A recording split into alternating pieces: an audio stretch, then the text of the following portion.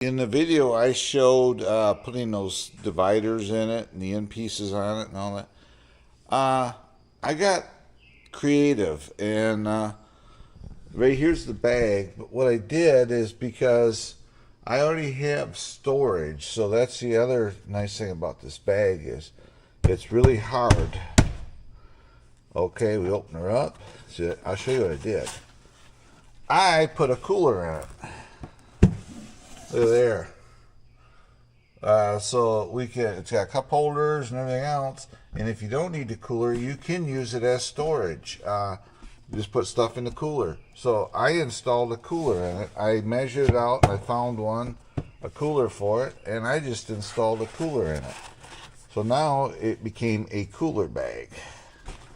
But yeah, I just wanted to quick put this in here. But no, we've already used it. It's a great thing because my little Yorkie, we put a rug over it, and he rides up here. My wife rides over there, and I ride here.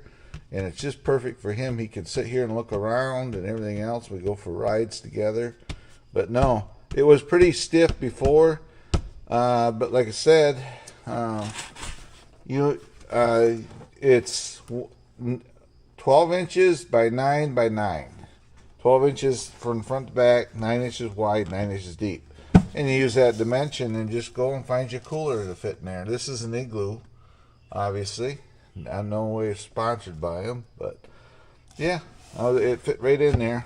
And yeah, so now I got a cooler in it. So I just wanted to add this to the video. I want to thank Kimimoto very much for coming back to my channel, because I used to do reviews for him before, but I lost my representative. Now I got a new one. So right there's the bag. So we'll get back to the video now, and thanks a lot, guys.